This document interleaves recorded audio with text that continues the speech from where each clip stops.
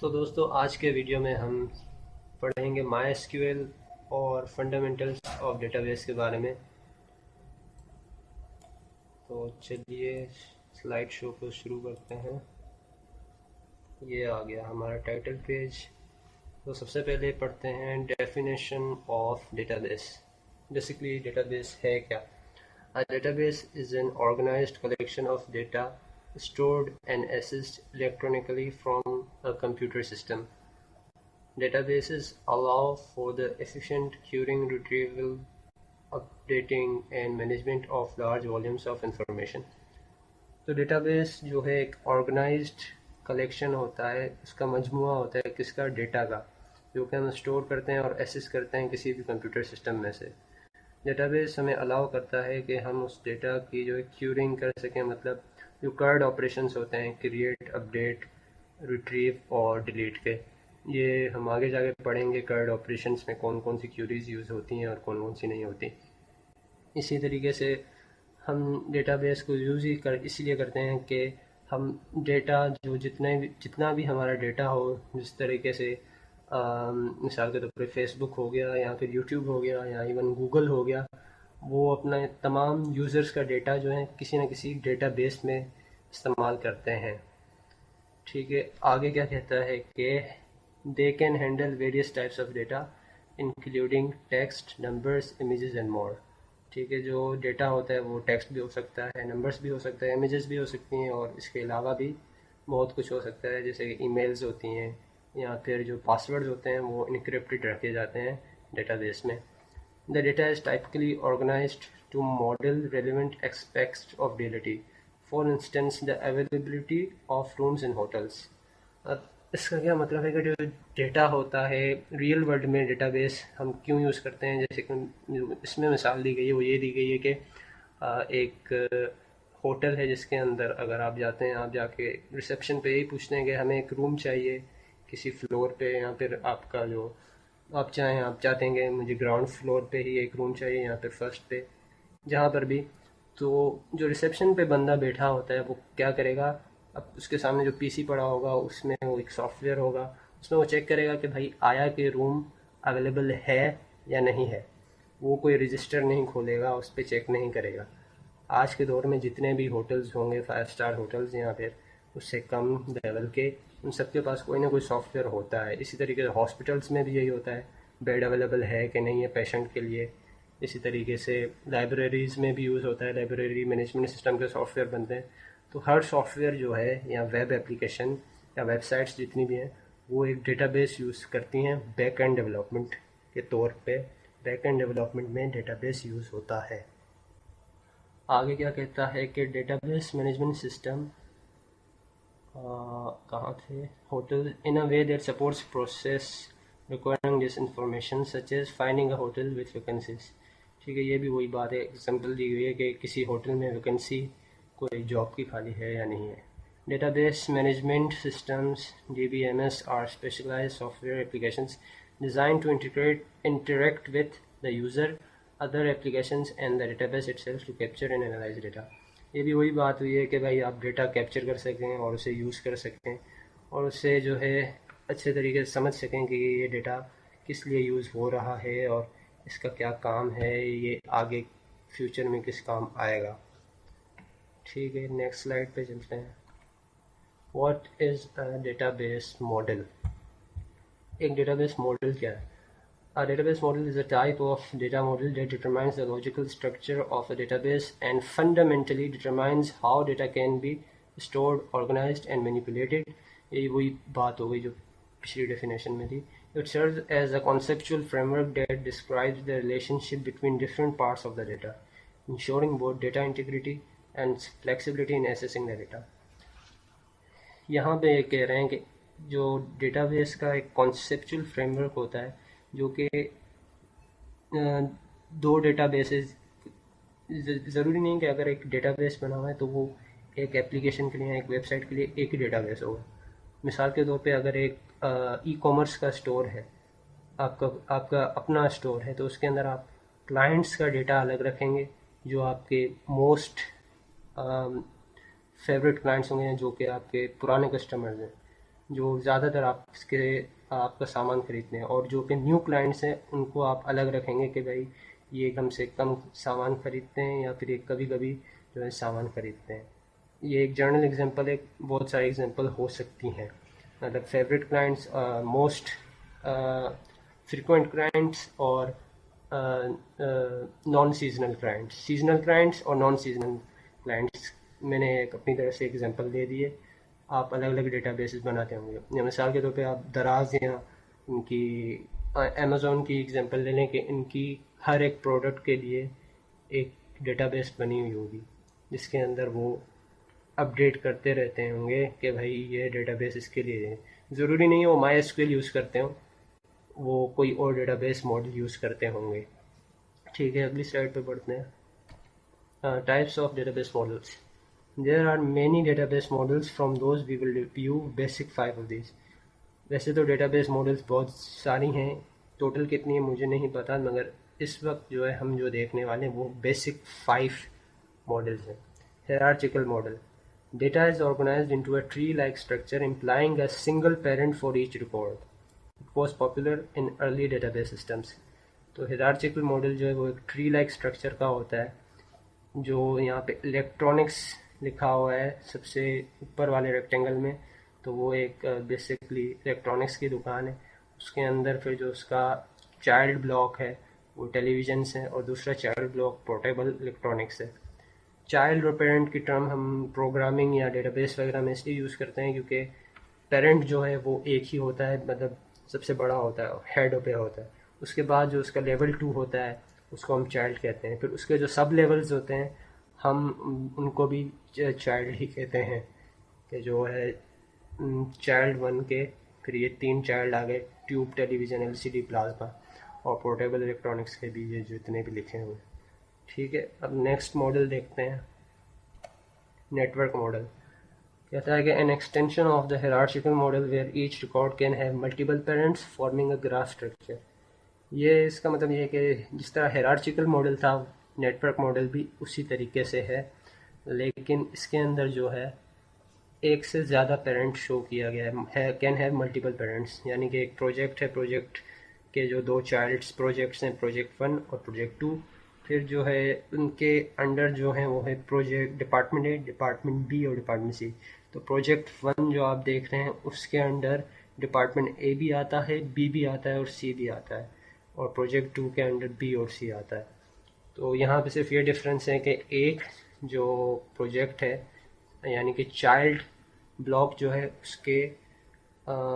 उसका जो है वो चाइल्ड भी हो सकता है जो कि प्रोजेक्ट 2 का चाइल्ड है, इसका ये है। जबकि ऊपर वाली स्लाइड में देखें तो यहाँ पे टेलीविज़न के पास कोई भी ऐसा चाइल्ड ब्लॉक नहीं था जो कि दूसरे पोर्टेबल इलेक्ट्रॉनिक्स ब्लॉक के चाइल्ड में से है। तो इसमें बस डिफरेंस इस चीज़ का है कि where each record can have multiple parents forming a graph structure. ठीक है, अगले डेटाबेस मॉडल पे चलते हैं, वो है object oriented model. Data is stored as objects similar to object oriented programming. अगर आपने ऑब्जेक्ट ओरिएंटेड प्रोग्रामिंग की होगी तो उसमें जो है आपने देखा होगा कि ऊप बेस्ड प्रोग्रामिंग होती है। ऑब्जेक्ट ओरिएंटेड प्रोग्रामिंग को ऊप बेस्ड प्रोग्रामिंग कहते हैं, उसकी जो एब्रिविएशन यूज़ करते हैं। तो ऊप में जो है कुछ फीचर्स होते हैं, क्लास होती है, और इसी तरीके से एब्स्ट्रैक्शन होती है, इनकैप्सुलेशन होती है, इनहेरिटेंस होती है, और इसी तरीके से पॉलीमॉर्फिज्म होता है। ये सब इसके फीचर्स होते हैं। तो इस वक्त ये आपके लिए इम्पोर्टेंट नहीं है, हम अगले मॉडल पे चलेंगे क्योंकि ये फंक्शंस वगैरह बता रहे हैं, person name, age, set name, और फिर स्टूडेंट का roll number, branch, set marks, इसी तरह से डॉक्टर, इंजीनियर और उनके मेथड्स वगैरह बताए हुए हैं, specialist, count operation, EID, department, count page. ये भी एक पैरेंथेसिस लगा दें तो इसका मतलब एक फंक्शन है। तो ये प्रोग्रामिंग साइड का डेटाबेस मॉडल डिस्कस हो रहा है, इससे हमारा लेना देना नहीं है। अगले पे बढ़ते हैं, डिस्ट्रीब्यूटेड डेटाबेस मॉडल। इस मॉडल में क्या है? In this model the database is distributed across several machines often in different physical locations. The primary goal of distributed database is to improve the readability, scalability, and accessibility of data. Each of these distributed databases may run independently, but they communicate and coordinate as necessary to provide a unified system. इसकी मिसाल ऐसी है कि एक office है, एक CEO का database है, उसके बाद जो है एक मैनेजर का डेटाबेस है, उसके बाद जो है एम्प्लॉयज़ के डेटाबेसेस हैं. तो जो है हर किसी के डेटाबेस में रिकॉर्ड सेव है और वो एक नेटवर्क के साथ कनेक्टेड है. जो भी उस नेटवर्क में स्टोर होगा वो इनके डेटाबेसेस के पास आएगा और वो रिट्रीव और डेटा को मैनिपुलेट करते रहेंगे. तो इसका स्ट्रक्चर कुछ इस तरीके से, ये डेटाबेसेस हैं 4 और बीच में जो एक नेटवर्क है. अब जो है वो सबसे इम्पोर्टेंट है जो कि है रिलेशनल डेटाबेस मॉडल, जो कि MySQL डेटाबेस मॉडल पे, रिलेशनल डेटाबेस मॉडल पे बेस्ड करता है. MySQL data management system. ठीक है, इसमें क्या represents data as tables relations with rows and columns. जो रिलेशनल डेटाबेसेस के अंदर जो डेटा है वो टेबल्स के तौर पे, यानी कि रिलेशंस के तौर पे विथ रोज एंड और कॉलम्स के साथ रिप्रेजेंट किया जाता है. रिलेशनशिप्स में क्या होता है कि between tables are established using primary and foreign keys. हम जब भी दो टेबल्स के दरमियान रिलेशनशिप बनाते हैं तो प्राइमरी और फॉरेन की इस्तेमाल करते हैं. It's the most commonly used model in many modern databases. अब ये जो एग्जांपल बनाया हुआ है उसके अंदर आप देख सकते हैं कि एक टेबल है, उसके अंदर एक्टिविटी कोड का कॉलम है और एक्टिविटी नेम का, और जो कि नीचे मैं सेंटर वाले की बात नहीं कर रहा हूँ, जो मिडिल में उसकी नहीं, जो कि लास्ट में है बिल्कुल बॉटम पे टेबल है, उसके अंदर 3 कॉलम्स है. एक्टिविटी कोड भी है जो कि पहले वाले में भी था, डेट है सबसे पहले कॉलम में, एक्टिविटी कोड दूसरे में और राउट नंबर तीसरे में. और जो मिडिल में टेबल आपको नज़र आ रहा है जिसके अंदर की 24 लिखा हुआ है, यानी कि की जो है ये दोनों टेबल में सिमिलर थे. वो क्या है, ये आप इसे फॉरेन की कह सकते हैं. और टेबल पहले वाले में जिसमें 2 कॉलम्स थे उसका एक्टिविटी कोड में वो था प्राइमरी की, और जो बॉटम में टेबल है उसके अंदर जो सेकंड कॉलम है एक्टिविटी कोड वो था फॉरेन की. और प्राइमरी की और फॉरेन की के ज़रिए से हम जो हैं 2 टेबल्स को रिलेट करके एक अलग टेबल बना सकते हैं, जो कि हम अपने फ्रंट एंड एप्लीकेशन में शो करेंगे. अभी हम ये नहीं सीख रहे, अभी सिर्फ हम एक ओवरव्यू इंट्रोडक्शन ले रहे हैं कि MySQL डेटाबेस सिस्टम कैसे काम करता है. तो इस तरीके से हम डेटा रिट्रीव करवाते हैं 2 टेबल्स से एक नए टेबल में. अगली स्लाइड पे चलते हैं, और ये लास्ट पॉइंट था, it's the most commonly used model in many modern databases.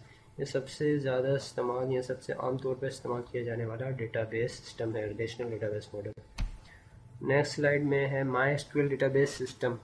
MySQL is the most popular open source and free relational database management system suitable for small and large application.